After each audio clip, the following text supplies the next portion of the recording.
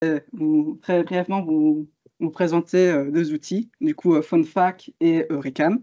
Mais avant toute chose, je vais très brièvement vous introduire à l'ASBL pour laquelle je travaille, ainsi que au projet auquel je contribue.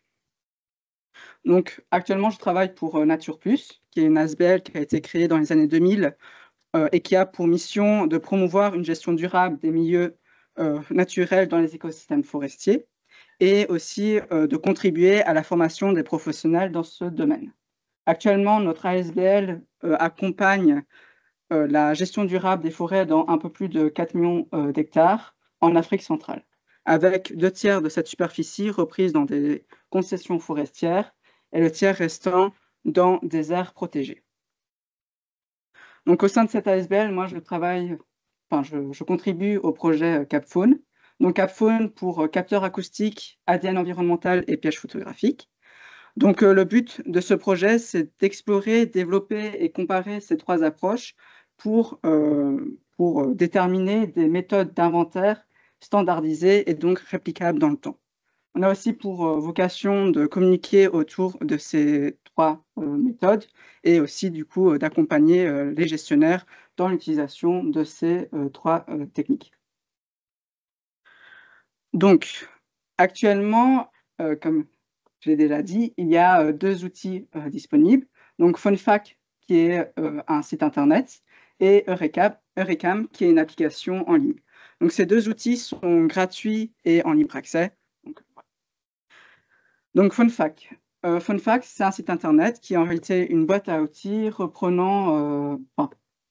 une boîte à outils méthodologique permettant de réaliser des inventaires de la faune. Actuellement, ce site offre surtout des conseils pour concevoir et organiser des inventaires utilisant des caches photographiques. Et il accompagne également les utilisateurs, il redirige les utilisateurs vers des logiciels gratuits pour analyser les images et vidéos issues des inventaires par cache photographique.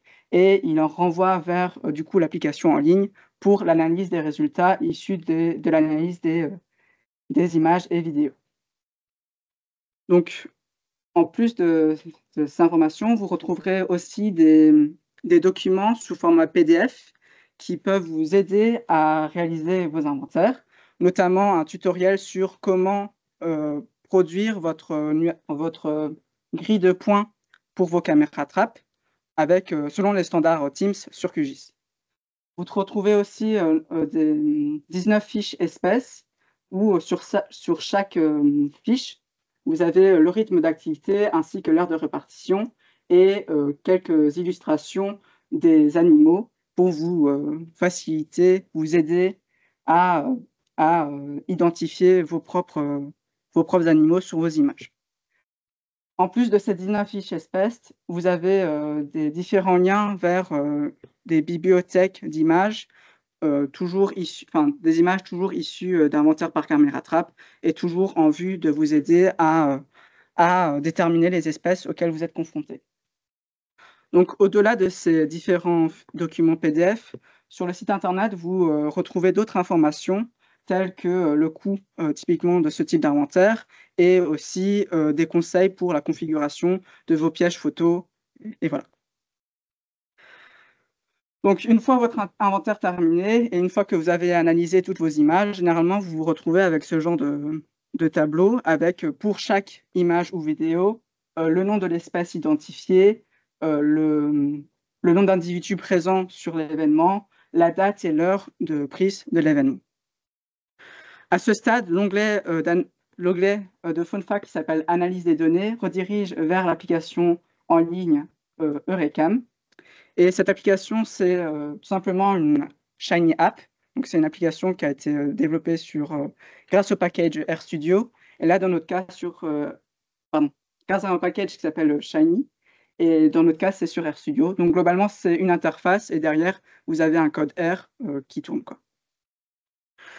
Je vais très rapidement vous présenter comment on utilise cette application. Et il y aura une petite vidéo pour vous illustrer un peu mieux comment on l'utilise. Donc, en entrée, on vous demande de charger trois documents. Donc, un tableau reprenant vos observations, donc typiquement ce que vous obtenez obtenez à l'issue de l'analyse de vos images. Un tableau reprenant des informations sur vos caméras, donc typiquement quand elles ont été placées, quand elles ont été retirées, le nombre de jours pendant lesquels elles ont fonctionné, ainsi que la localisation, donc les coordonnées X et Y. Et enfin, on vous demande de charger un CSV avec une liste reprenant votre statut, vos espèces et le statut UICN qui est associé. Donc une fois ces 3 documents chargés, vous pouvez alors sélectionner vos colonnes de votre tableau observation correspondant à la colonne espèce, caméra, etc. Donc une fois ces différents champs complétés, vous allez pouvoir parcourir les différents onglets de l'application. Donc, il y en a 3. Le premier étant caractéristiques des communautés. Donc, vous avez un tableau qui synthétise les informations de vos communautés par site. Donc, le nombre de caméras, l'effort d'inventaire, le nombre d'espèces observées, donc la richesse spécifique, ainsi que le nombre d'espèces menacées. Vous avez aussi un tableau reprenant l'indice de présence humaine et un indice de détection nocturne. Vous avez aussi des courbes d'accumulation, donc qui reprend le nombre d'espèces observées au cours du temps de votre inventaire. Vous pouvez choisir de sélectionner une courbe par site ou bien une courbe totale. Donc, on fait une synthèse des informations que vous aviez dans vos sites. Ensuite, vous pouvez passer à l'onglet Analyse par espèce. Donc, dans cet onglet, vous allez retrouver un gros tableau avec typiquement par espèce le taux de détection, le naive occupancy, le nombre de détections totales, ainsi que le nombre moyen d'individus par détection. Donc, ce tableau, vous pouvez un peu le moduler comme vous voulez. Vous pouvez sélectionner les espèces qui vous intéressent, mais aussi, si par exemple, vous voulez un site en particulier, vous pouvez aussi sélectionner seulement un site intéressant. Dans ce même onglet, vous allez retrouver 4 figures aussi, donc 2 histogrammes et 2 diagrammes circulaires.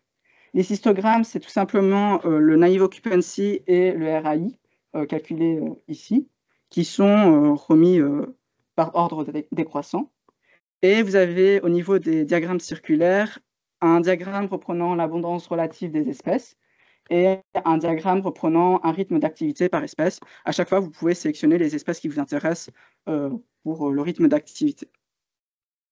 Enfin, le dernier onglet, c'est l'onglet cartographie, où vous allez retrouver 3 cartes. Donc, une carte reprenant la richesse spécifique par caméra trappe, une carte reprenant les observations d'espèces menacées, donc par caméra toujours, et une carte reprenant les observations où on a vu l'animal. Donc c'est un peu la représentation du naive occupancy sous format d'une carte.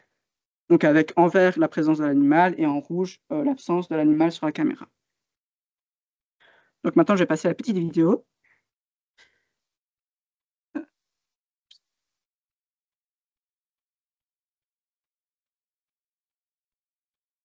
J'ai mon pointeur. Non. Je vais enlever mon pointeur. Ouais. Donc oui, bien sûr, quand vous allez sur le site, vous avez une page d'accueil où on vous explique un peu tout ce qu'il vous faut dans vos jeux de données avant que vous les chargiez, et aussi le format typiquement de vos données, quoi. Donc typiquement, évitez de mettre des accents dans vos noms de colonnes, parce que sinon ça fait planter l'application, parce que R n'aime pas les accents, typiquement. Donc, vous chargez vos 3 jeux de données.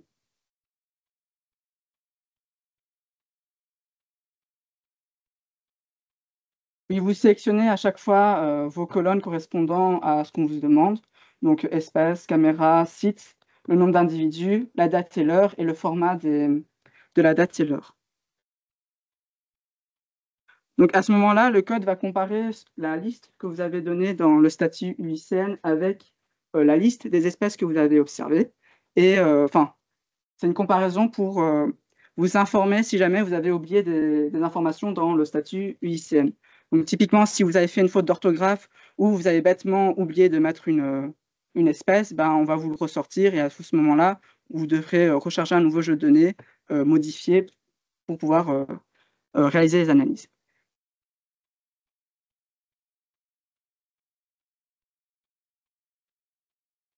Donc, typiquement, voilà, donc l'application n'arrive pas à reconnaître ces espèces-là, simplement parce que ces espèces-là ne sont pas présentes dans le fichier statut IUCN. Donc ces espèces-là ne sont pas présentes. Ça ne veut pas dire qu'on les supprime ou qu'on ne les prend pas en considération. Ça veut juste dire que, typiquement, si vous avez une espèce menacée, elle ne sera pas reprise dans tout ce qui est nombre d'espèces menacées ou cartographie des espèces menacées. Donc voilà. Par contre, si c'est une faute d'orthographe, ce sera considéré comme une espèce supplémentaire. Donc là, c'est l'onglet Analyse des communautés. Donc avec les différents tableaux et la fameuse courbe d'accumulation. Puis vous avez l'onglet Analyse par espèce, donc le gros tableau avec les différents calculs, et là vous pouvez sélectionner vos espèces qui vous intéressent ainsi que les sites.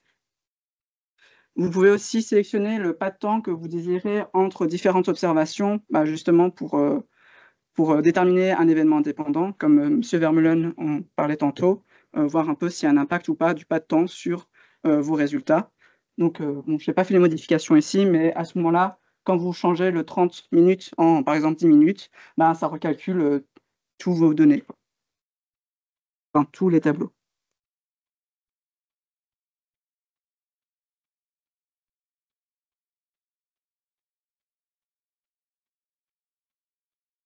Donc, enfin, l'onglet cartographie. Et pour, du coup, l'occupancy, le naive occupancy, vous devez sélectionner les espèces qui vous intéressent. Enfin, vous avez un dernier onglet qui est ici, chargement d'un shapefile. Donc, vous devez charger un Geopackage package et ça reprojette un peu tout vos points pour retomber sur des cartes avec ce genre de choses. Donc, pour revenir au projet CapFaune, donc actuellement, j'ai parlé des pièges photographiques, mais pour les capteurs acoustiques et ADN environnemental, il y a actuellement un projet de groupe de Master 2 où les étudiantes vont normalement proposer des fiches qui seront alors implémentées sur le site FoneFac pour l'ADN environnemental et les capteurs acoustiques. Voilà. Merci de m'avoir écouté.